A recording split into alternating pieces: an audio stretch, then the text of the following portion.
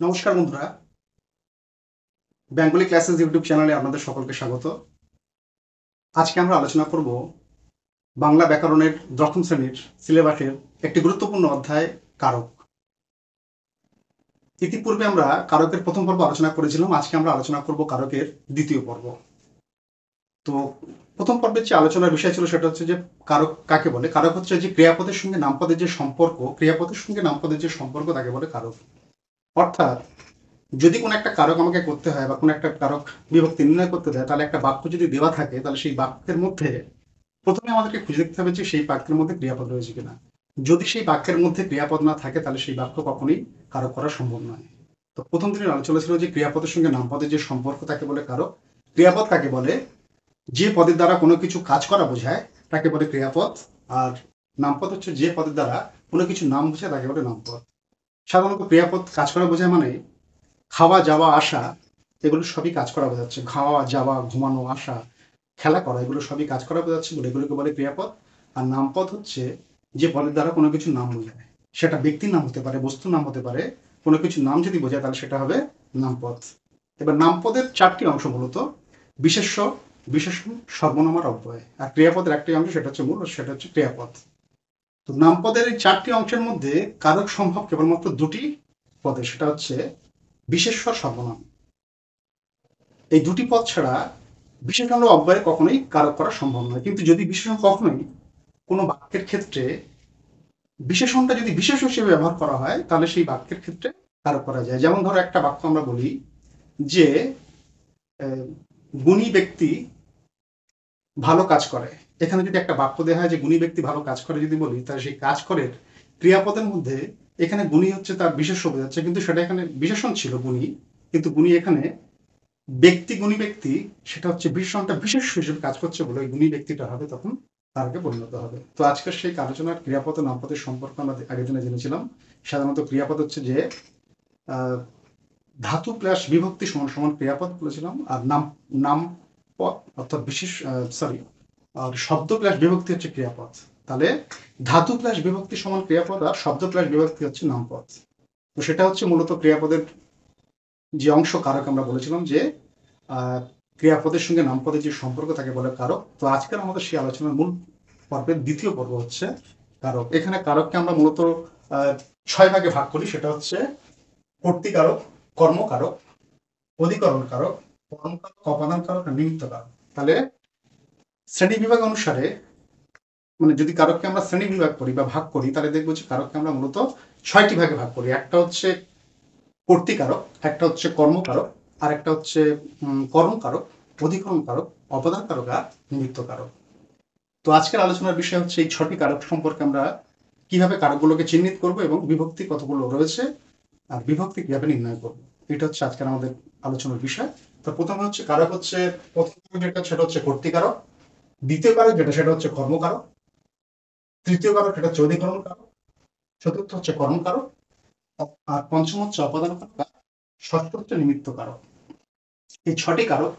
এবারে আমরা কারকগুলোকে কি করে চিনবো? যদি একটা বাক্য দেওয়া থাকে, সেই বাক্যের মধ্যে যদি বলে যে কারক নির্ণয় করো, কারক ও বিভক্তি নির্ণয় করো, তাহলে একটা বাক্যের মধ্যে কারক ও বিভক্তি নির্ণয় করতে গেলে আমাদের প্রথমে দেখতে হবে যে বাক্যের মধ্যে কোথাও ক্রিয়াপদ রয়েছে কিনা। যদি আমরা দেখি যে বাক্যের মধ্যে কোথাও কোনো ক্রিয়াপদ না থাকে, তাহলে সেই বাক্যের কারক কখনো করা সম্ভব নয়। যেমন ধরো এখানে একটা বাক্য দেওয়া রয়েছে, রাম ভাত খায়, এই একটা বাক্য। এই বাক্যের মধ্যে আমরা যখন দেখব যে এই বাক্যের মধ্যে কারক বিভক্তি নির্ণয় করতে আমাকে বললো, তাহলে কারক বিভক্তি নির্ণয় করতে হলে এই বাক্যের মধ্যে প্রথমে খুঁজতে হবে আমাদের ক্রিয়া কোথায় আছে। তো রাম ভাত খায় যদি বাক্যটাকে পরিপূর্ণভাবে বিচার বিবেচনা করে আমরা দেখি, তাহলে দেখবো যে এই বাক্যের মধ্যে কাজ করা বোঝাচ্ছে কেবলমাত্র খায়। তো খায় যেহেতু ক্রিয়া, তাহলে ক্রিয়াকে যদি আমি কে দিয়ে প্রশ্ন করি, ক্রিয়াপদকে কে খায়, তাহলে তার উত্তরে আমরা পাচ্ছি রাম খায়। তাহলে ক্রিয়াপদকে কে দিয়ে প্রশ্ন করলে সেই প্রশ্নের পরিপ্রেক্ষিতে যদি কোনো উত্তর পাওয়া যায়, তাহলে সেটা হচ্ছে কর্তৃকারক। একটা ছকের মাধ্যমে আমরা এখানে দেখিয়েছি যে কর্তৃকারক কি, ক্রিয়াপদকে কে দিয়ে প্রশ্ন করলে সেই প্রশ্নের পরিপ্রেক্ষিতে যদি কোনো উত্তর পাওয়া যায়, তাহলে সেটা হচ্ছে কর্তৃকারক। একই রকম ভাবে, অর্থাৎ কোন একটা বাক্যের মধ্যে যদি কারক ও বিভক্তি, কোন একটা বাক্যের মধ্যে যদি কারক ও বিভক্তি নির্ণয় করতে বলে, তাহলে আমাদের প্রথম কর্তব্য হচ্ছে সেই বাক্যের মধ্যে ক্রিয়াপদ রয়েছে কিনা আমাদেরকে দেখতে হবে। তো প্রথম দায়িত্ব হচ্ছে একটা বাক্যের মধ্যে থেকে আমরা ক্রিয়াপদ খুঁজে নেবো। রাম ভাত খায় একটা বাক্য রয়েছে, ওখানে আমরা প্রথমে দেখে নিয়েছি ওই বাক্যের মধ্যে ক্রিয়াপদ হচ্ছে খায়। সেই ক্রিয়াপদকে আমরা কে দিয়ে প্রশ্ন করবো, তার পরিপ্রেক্ষিতে উত্তর পেলাম কি কে খায়। কে খায় তার উত্তরে আসছে রাম খায়। তাহলে ক্রিয়াপদকে কে দিয়ে প্রশ্ন করলে সেই প্রশ্নের পরিপ্রেক্ষিতে যে উত্তর পাওয়া যায় সেটা হচ্ছে কর্তৃকারক। এরকম ভাবে যদি আমরা দেখি যে কর্মকারক কাকে বলে, ক্রিয়াপদকে কি কাকে দিয়ে প্রশ্ন করলে সেই প্রশ্নের পরিপ্রেক্ষিতে যদি কোনো উত্তর পাওয়া যায় তাহলে সেটা হবে কর্মকারক। এইবারে যেটা কর্মকারক, কর্মকারকের কর্মকারককে আমরা কিভাবে দেখবো, তাহলে একটা ওই একই রকম ওই একই বাক্যের উদাহরণ দিয়ে আমরা দেখবো যে রাম ভাত খায়। এই বাক্যের মধ্যে রাম ভাত খায়, তো একই বাক্যটাকে যদি আমরা দেখবো যে বাক্যের মধ্যে ক্রিয়াপদ কোনটা, বাক্যের মধ্যে ক্রিয়াপদ রয়েছে হচ্ছে খায় হচ্ছে ক্রিয়াপদ। ক্রিয়াপদকে কি দিয়ে প্রশ্ন করি, কি খায়। তো ক্রিয়াপদকে কি দিয়ে প্রশ্ন করলে সেই প্রশ্নের পরিপ্রেক্ষিতে যদি কোনো উত্তর পাওয়া যায় তাহলে সেটা হচ্ছে কর্মকারক। রাম, তাহলে রাম ভাত খায় বাক্যের মধ্যে ক্রিয়া হচ্ছে খায়, খায়কে কি দিয়ে প্রশ্ন করলাম কি খায়, উত্তর আসছে ভাত খায়। তাহলে ক্রিয়াপদকে কি দিয়ে প্রশ্ন করলে সেই প্রশ্নের পরিপ্রেক্ষিতে যে উত্তর পাওয়া যায় সেটা হচ্ছে কর্মকারক। একই রকম ভাবে ক্রিয়াপদকে কি শুধু নয়, ক্রিয়াপদকে কাকে দিয়ে প্রশ্ন করলে, ক্রিয়াপদকে কাকে দিয়ে প্রশ্ন করলে সেই প্রশ্নের পরিপ্রেক্ষিতে যদি কোনো উত্তর পাওয়া যায় তাহলে সেটাও কর্মকারক। তাহলে কি করে আমরা বুঝবো, এখানে একটা বাক্য একই রকম ভাবে রাম অমলকে বই দেয়, এটা একটা বাক্য। এই বাক্যের মধ্যে প্রথমে ক্রিয়াপদ আমরা খুঁজে নেব, ক্রিয়াপদ হচ্ছে দেয়। তো ক্রিয়াপদকে প্রশ্ন করি, ক্রিয়াপদ কি দেয়, উত্তর উত্তর আসছে বই দেয়।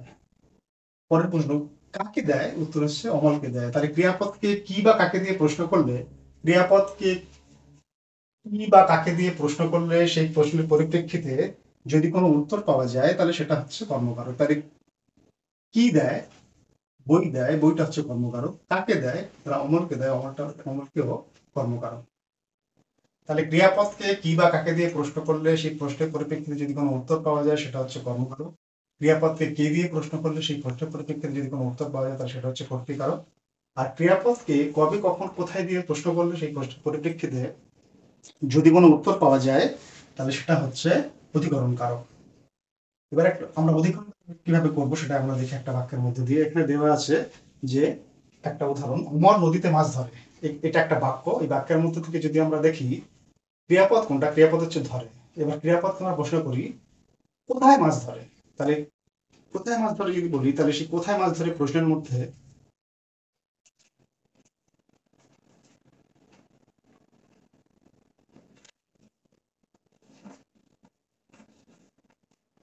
কোথায়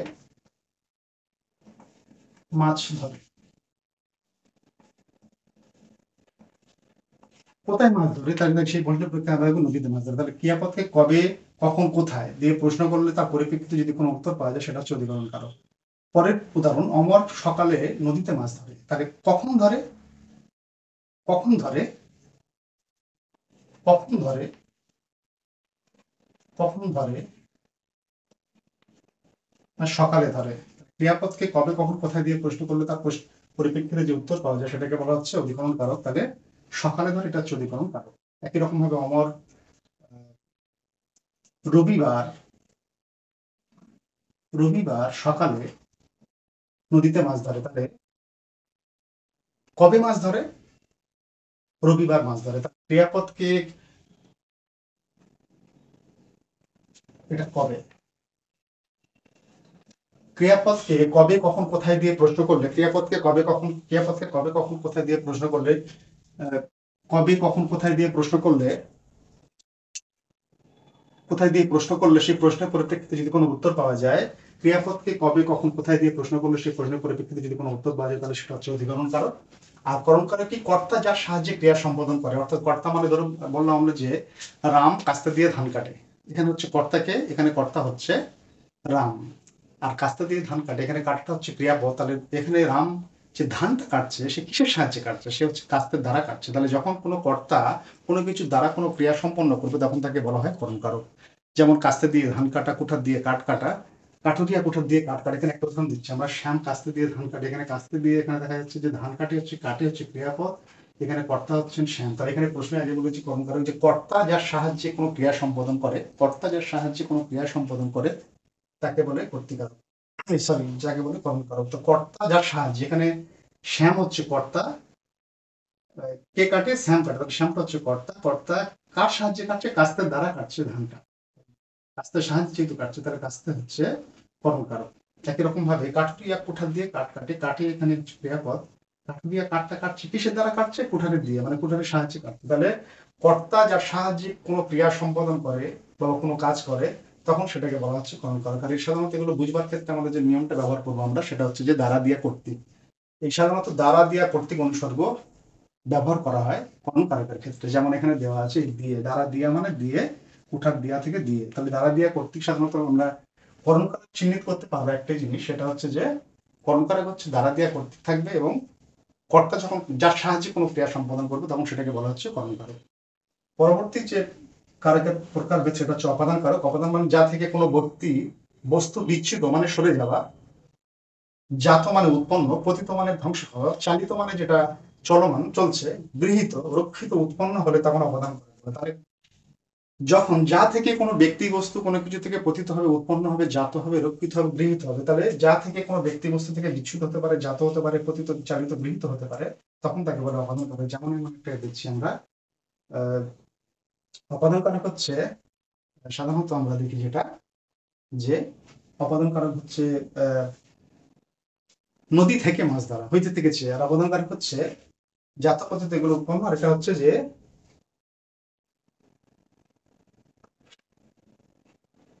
হইতে থেকে চেয়ে, হইতে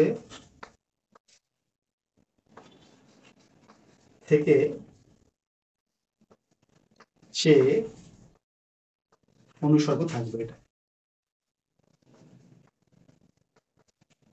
যেমন নদী থেকে মাছ ধরলো, নদী থেকে, এখানে থেকে অনুসর্গ যোগে অপাদান কারক।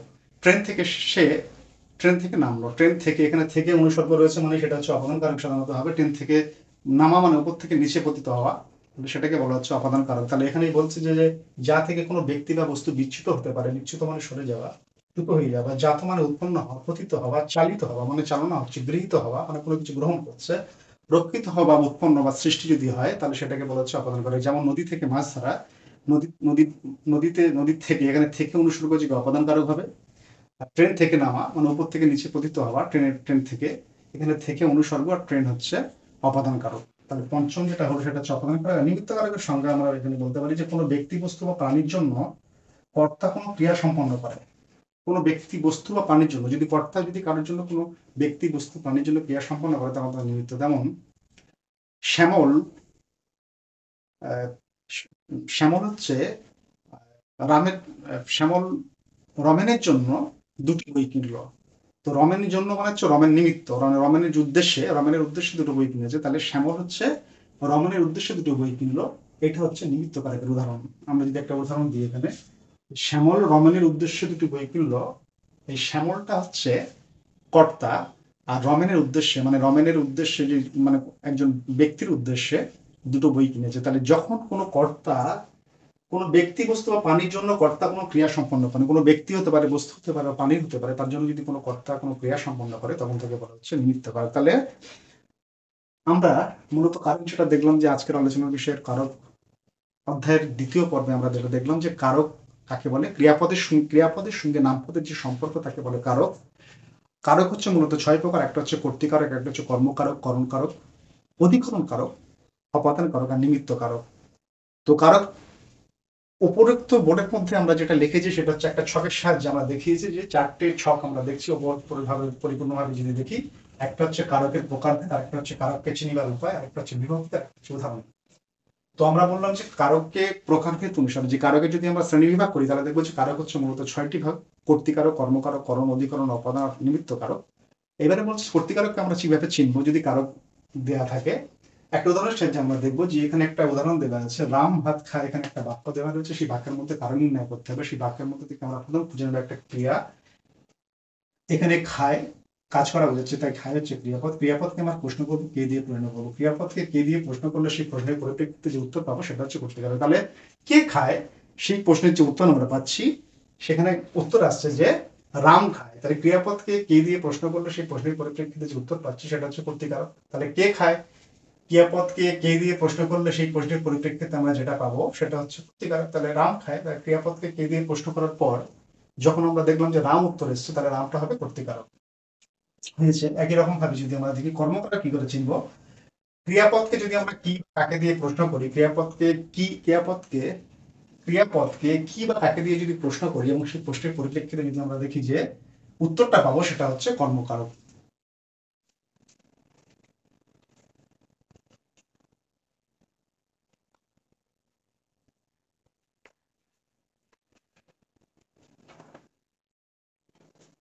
তো ক্রিয়াপদকে কি বা কাকে দিয়ে প্রশ্ন করলাম, সেই প্রশ্নের পরিপ্রেক্ষিতে যদি কোনো উত্তর পাওয়া যায়, তাহলে সেটা হচ্ছে কর্মকারক। যেমন রাম, এখানে একটা বাক্য দেওয়া আছে, রাম ভাত খায়, কি খায়, রাম হচ্ছে খায়। ক্রিয়াপদকে কি দিয়ে প্রশ্ন করলো, সেই প্রশ্নের পরিপ্রেক্ষিতে আমরা যেটা পাচ্ছি সেটা হচ্ছে কর্মকারক। একই রকম ভাবে রাম অমলকে বই দেয়, এখানে একটা বাক্য দেওয়া আছে, দেয় হচ্ছে ক্রিয়াপদ। ক্রিয়াপদকে আমরা কি দিয়ে প্রশ্ন করবো, কাকে দিয়ে প্রশ্ন করবো, যদি সেই প্রশ্নের পরিপ্রেক্ষিতে যদি কোনো উত্তর পাই, তাহলে আমরা সেটা দেখবো, সেটা হচ্ছে কর্মকারক। তাহলে কি দেয়, কি দেয়, বই দেয়। তাহলে ক্রিয়াপদকে কি দিয়ে প্রশ্ন করার পর সেই প্রশ্নের পরিপ্রেক্ষিতে যে উত্তর পাওয়া যায়, সেটা হচ্ছে কর্মকারক। একই রকম ভাবে কাকে দেয়, ক্রিয়াপদকে কাকে দিয়ে প্রশ্ন করলে সেই প্রশ্নের পরিপ্রেক্ষিতে যদি কোনো উত্তর পাওয়া যায়, সেটা হচ্ছে কর্মকারক। এবার আমরা দেখবো যদি কোনো একটা বাক্য দেওয়া থাকে, তো সেই বাক্যের মধ্যে দিয়ে আমরা যদি কোনো কারক চিহ্নিত করতে না পারি, তাহলে আমরা কি করে বুঝবো যে সহজে আমরা কারকটাকে চিনবো। তাহলে সেই একটা বাক্য দেওয়া থাকে, প্রথমে আমরা সেই বাক্যের মধ্যে আমাদের প্রথম কাজ হচ্ছে, ফার্স্ট যেটা করতে হবে সেটা হচ্ছে যে তার মধ্যে ক্রিয়াপদ আছে কিনা দেখতে হবে। তাহলে একটা বাক্য দেওয়া থাকলে প্রথম কাজ হচ্ছে ক্রিয়াপদ খোঁজা। প্রথম হচ্ছে ক্রিয়াপদ খোঁজা, তারপরে হচ্ছে ক্রিয়াপদকে আমরা প্রশ্ন করবো কতগুলো প্রশ্ন, সেই প্রশ্নের উত্তরে যে যে প্রশ্নগুলোর উত্তর আমরা পাবো, সেইভাবে সেটাকে কারক উন্নীত করতে পারবো। যেমন ক্রিয়াপদকে কে দিয়ে প্রশ্ন করবো, যেমন একটি দেওয়া আছে, ধরো একটা বাক্য আমরা এখানে লিখছি ছোট করে,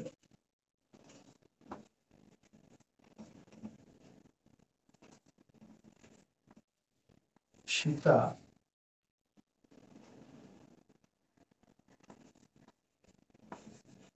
সকালে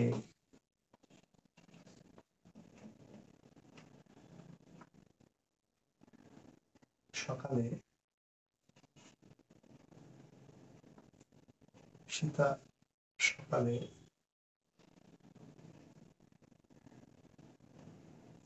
বাগানে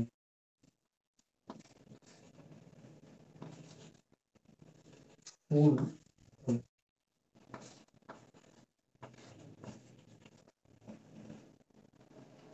এখানে হচ্ছে তোলে হচ্ছে ক্রিয়াপদ। তো এখানে আমরা যদি ক্রিয়াপদটাকে দেখি, তাহলে প্রথমে আমরা একটা কারক বিভক্তি নির্ণয় করবার ক্ষেত্রে প্রথমে যেটা খুঁজতে হবে, ফার্স্ট আমাদের কাজ যেটা, এটা হচ্ছে ফার্স্ট হচ্ছে প্রথম, সেটা হচ্ছে যে ক্রিয়াপদটাকে খুঁজে বের করে। এখানে তোলে হচ্ছে ক্রিয়াপদ। এবার ক্রিয়াপদকে আমরা কতগুলো প্রশ্ন করব, কে তোলে, যদি উত্তর কি আসছে, অবশ্যই আসছে, কে তোলে, সীতা তোলে। তাহলে সীতাকে কে দিয়ে প্রশ্ন করবে, সেটা হচ্ছে কর্তৃকারক, কর্তৃ। এবারে কখন তোলে, সকালে তোলে। ক্রিয়াপদকে কবে, কখন, কোথায় দিয়ে প্রশ্ন হচ্ছে অধিকরণ, অধিকরণ কারক। কোথায় কি তোলে, ফুল তোলে। ক্রিয়াপদকে কি দিয়ে প্রশ্ন করে সেই প্রশ্ন পত্রিকা যেটা আছে সেটা হচ্ছে কর্মকারক, এটা হচ্ছে কর্মকারক। কোথায় তোলে, বাগান তোলে। তাহলে ক্রিয়াপদকে কবে, কখন, কোথায় হলে সেটা হচ্ছে অধিকরণ, এটাও অধিকরণ, এটা অধিকরণ কারক। আমাদের প্রথম দায়িত্ব হচ্ছে ক্রিয়াপদ খুঁজে নেওয়া। ক্রিয়াপদকে আমরা কে দিয়ে প্রশ্ন করবো, কি দিয়ে প্রশ্ন করবো, কাকে দিয়ে প্রশ্ন করবো, কবে, কখন, কোথায় দিয়ে প্রশ্ন করবো। যদি কোনো প্রশ্ন পরিপ্রেক্ষিতে যদি কোনো উত্তর আসে, তাহলে সেগুলো কর্তৃকারক, কর্মকারক, কর্মকারক চিহ্নিত করবো। যেমন একটা বাক্য আমরা বলি যে কোমল সকালে মাঠে ফুটবল খেলে। তাহলে আমরা ধরো সকালকে আমরা চিহ্নিত করতে চাচ্ছি, সকালটাকে প্রশ্ন করবো আমরা। তাহলে ক্রিয়াপদ হচ্ছে কি, খেলে। এবার সকালটাকে সকালের নিচে দাগ দেওয়া রয়েছে, যে যার নিচে দাগ দেওয়া থাকবে সেটাকে যদি চিহ্নিত করতে বলে, তাহলে কোমল সকালে ফুটবল খেলে যদি দেওয়া থাকে, তাহলে খেলে যদি ক্রিয়াপদ থাকে এবং সেটাকে যদি বলা হয় যে এখানে আপনি তোমরা এই কারক সকালের নিচে দাগ দেওয়া, মানে এটা কি কারক চিহ্নিত করতে হবে। তাহলে আমরা প্রশ্ন করবো, সকালকে প্রশ্ন করবো কে খেলে, উত্তর আসছে না। কি খেলে, উত্তর আসছে না। কাকে খেলে, উত্তর আসছে না। কবে খেলে, উত্তর আসছে না। কোথায় খেলে, উত্তর আসছে না। কখন খেলে, উত্তর আসছে সকালে। তাহলে সকালে হচ্ছে কবে কখন ক্রিয়াপদকে প্রশ্ন করে, ক্রিয়াপদকে কবে কখন কোথায় দিয়ে প্রশ্ন করলে তো তার পরিপ্রেক্ষিতে যেটা হয় সেটা অধিকরণ করো। তাই এখানে হচ্ছে ওই কখন খেলে প্রশ্নের পরিপ্রেক্ষিতে যেহেতু সকালে এসছে, ওই শ্যামল সকালে ফুটবল খেলে, তাহলে সকালটা হচ্ছে অধিকরণ কারক। একই রকম ভাবে যদি কোনো বাক্য দেওয়া থাকে, সেই বাক্যের মধ্যে থেকে কারণ নির্ণয় করতে বলে, তাহলে প্রথমে বাক্যটাকে মধ্যে ক্রিয়াপদ খুঁজে নেবো আমরা, প্রথম দায়িত্ব। এবং দ্বিতীয় দায়িত্ব হচ্ছে যে ওই ক্রিয়াপদকে আমরা কি, কাকে, কবে, কখন, কোথায়, এইসব প্রশ্নগুলো করব। করে যদি যে ক্ষেত্রে যে প্রশ্নের পরিপ্রেক্ষিতে আমরা যে উত্তরটা পাবো, তাহলে সেই উত্তরটা সেই কারকের মধ্যে পড়বে। তাহলে আমরা আজকে আমরা কারকের 6টি ভাগের কিভাবে চিহ্নিত করবো তা আলোচনা করলাম উদাহরণের সাহায্যে। এবার আমরা বলবো যে কারকের যে বিভক্তি নির্ণয় করতে বলবে। এখন যদি কোনো একটা বাক্য দেওয়া থাকে, যদি কোনো বাক্য দেওয়া থাকে, সেই বাক্যের মধ্যে থেকে বলে যে কোন বাক্যের মধ্যে বিভক্তি নির্ণয় করতে হবে, তাহলে আমাদের প্রথম দায়িত্ব হচ্ছে যে বিভক্তি গুলো কটি বিভক্তি সেগুলোকে আমাদের জানতে হবে। তাহলে বাংলা ব্যাকরণের ক্ষেত্রে, সংস্কৃত ব্যাকরণের ক্ষেত্রে অনেকগুলো বিভক্তি থাকে, কিন্তু বাংলা ব্যাকরণের ক্ষেত্রে আমরা মূলত যে বিভক্তিগুলো পাই সেটা হচ্ছে এ, কে, তে, র এর অন্তস্থ, আর এছাড়াও একটা বিভক্তি থাকে সেটা হচ্ছে শূন্য শূন্য বিভক্তি। এবার শূন্য বিভক্তিটা কি, সেটা হচ্ছে যে বাংলায় যখন একটা বাক্য তৈরি আমরা করি, যখন বাক্য তৈরি করতে যাই, তখন সেই বাক্যের ক্ষেত্রে আমরা কি করি, যে ওই বাক্য তৈরি করবার ক্ষেত্রে বাক্য তো কতগুলো পদের সমষ্টি, কতগুলো পদ যখন পাশাপাশি বসে একটা সম্পূর্ণ মনের ভাব প্রকাশ করে, তখন তাকে বলে বাক্য। এবং পদ কখন হয়, বিভক্তিযুক্ত শব্দ হচ্ছে পদ। শব্দের সঙ্গে যদি বিভক্তি যুক্ত না হয়, তাহলে সেটা কখনোই পদ নয়। তার মানে যদি কোনো একটা বাক্যের মধ্যে একাধিক পদ, মানে একাধিক শব্দ সেখানে থাকে, তাহলে জানতে হবে যে শব্দগুলোর সঙ্গে প্রত্যেকটার বিভক্তি যুক্ত আছে, সেই কারণে সেটা সেটা পদ। যদি না সেখানে বিভক্তি থাকতো, তাহলে সেটা কখনই পদে পরিণত হয় না। পদের সমষ্টি তো কতগুলো পদ তো পাশাপাশি বসে একটা সম্পূর্ণ মনের ভাব প্রকাশ করে, তাকে তবে তো তাকে বলে বাক্য। তার বিভক্তিযুক্ত শব্দ হচ্ছে পদ। তার মানে প্রত্যেকটা শব্দের সঙ্গে বিভক্তি যুক্ত আছে। যখনই দেখবো যে আমরা এই যে এ কে তে র এর অন্তস্থ যে পাঁচটা, এক দুই তিন চার ছটা, যে ছটা বিভক্তি এখানে রয়েছে, সেই বিভক্তিগুলো যদি না থাকে, তাহলে জানতে হবে যে সেই বিভক্তি না থাকলে তার মধ্যে একটা বিভক্তি রয়েছে, সেটা অদৃশ্য, অর্থাৎ সেটা দেখা যায় না, অপ্রকাশিত থাকে। তাহলে যে শব্দ বিভক্তি শব্দের সঙ্গে যুক্ত হয়ে শব্দকে পদে পরিণত করে, যে শব্দ বিভক্তি শব্দের সঙ্গে যুক্ত হয়ে শব্দকে পদে পরিণত করে কিন্তু নিজে অপ্রকাশিত থাকে, তাকে বলে শূন্য বিভক্তি। শূন্য বিভক্তিটা কি, যে বিভক্তি, ধরো আমরা একটা লিখতে যাই, যদি লিখি আমরা এখানটায় ছোট করে, যেমন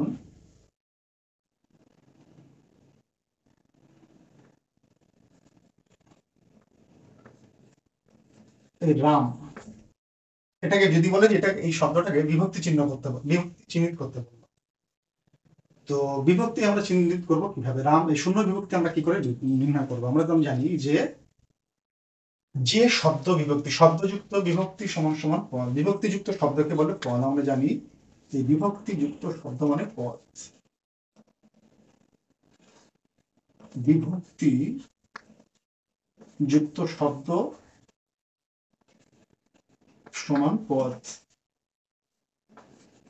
তার মানে প্রত্যেক শব্দের সঙ্গে বিভক্তি যুক্ত আছে। তাহলে এখানে রাম যদি একটা দেখি আমরা, এবার আমরাকে রামটাকে আমরা দেখবো যে এই ছটা যে বিভক্তি আছে এর মধ্যে আসছে কিনা। রাম এ আসছে না, রাম হচ্ছে মূল শব্দ। সাধারণত বিভক্তি চিহ্নিত করার ক্ষেত্রে মূল শব্দ, এখানে আমরা দেখবো যে বিভক্তিগুলো কিভাবে আমরা দেখেছি। এখানে একটা এ যে বিভক্তি, মানে মোট যে 6টা বিভক্তি দেওয়া আছে, এ কে তে র এর উদ্দেশ্য, শূন্য বিভক্তির পরে আমরা আলোচনা করছি। আগে দেখি এ বিভক্তিটা, এই বিভক্তি দেখে আছে, তাহলে কি করে আমরা বুঝবো যে এটা এই বিভক্তি।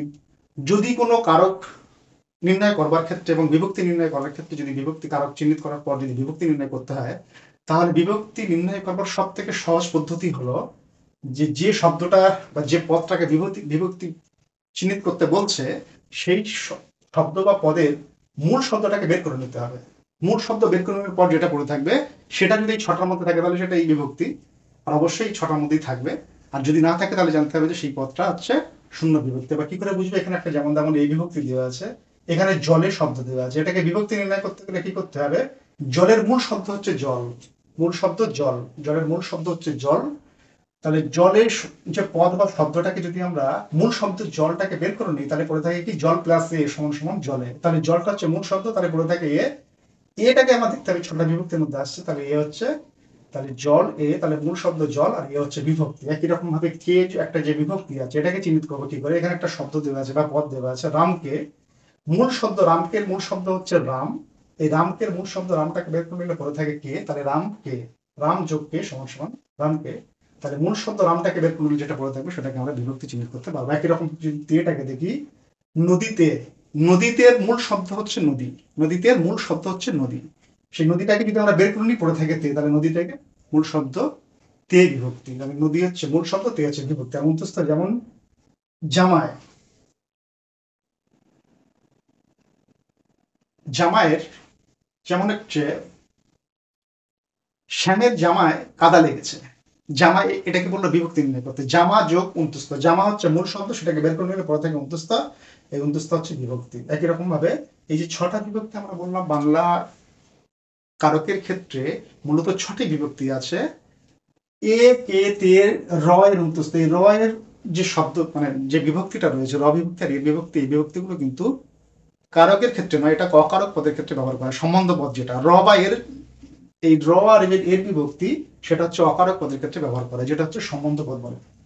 র আর এর হচ্ছে সম্বন্ধ পদ আর সম্বোধন পদ, এই দুটো তো অকারক পদ, এই অকারক পদের ক্ষেত্রে এই র আর এর বিভক্তি ব্যবহার করা হয়। কিন্তু যদি কারকের ক্ষেত্রে আমরা বলি তাহলে এ কে তে র এ অন্তস্থ আর শূন্য বিভক্তি এটাকে ব্যবহার করে। এবার আমরা আসি যে শূন্য বিভক্তি বলতে কি বলে।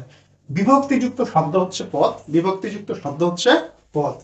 এই বিভক্তিযুক্ত শব্দ পদ, তো তাহলে একটা বাক্যের মধ্যে আমরা যখন দেখবো যে একাধিক পদ, যেমন রাম সকালে বিদ্যালয়ে যায়, এখানে একটা বাক্য দেওয়া রয়েছে রাম সকালে বিদ্যালয়ে যায়, এই বাক্যের মধ্যে থেকে আমরা দেখছি যে প্রত্যেকটা কিন্তু এক একটা করে পদ, যায় হচ্ছে ক্রিয়াপদ, সকালে বিদ্যালয়ে রাম, এগুলো এক একটা করে পদ। এইবারে কেন কেন বললাম পদ, বিভক্তিযুক্ত শব্দ হচ্ছে পদ, তাহলে একটা শব্দের মধ্যে যদি বিভক্তি না থাকে তাহলে কখনোই সেটা পদে পরিণত হবে না। এখানে আগেই বলে দিয়েছি যে বিভক্তিযুক্ত শব্দ মানে পদ, তার মানে এই রাম যে একটা শব্দ দেওয়া আছে তার মানে এর মধ্যে বিভক্তি রয়েছে, তাহলে কিন্তু সেই বিভক্তিটা এই ছটা যে বিভক্তি এ কে তে রয়ের অন্তুস্থের মধ্যে পড়ছে না, তাই এটাকে কি বিভক্তি আমরা বলবো না, অবশ্যই বলবো। সেটা কি, সেটা হচ্ছে শূন্য বিভক্তি।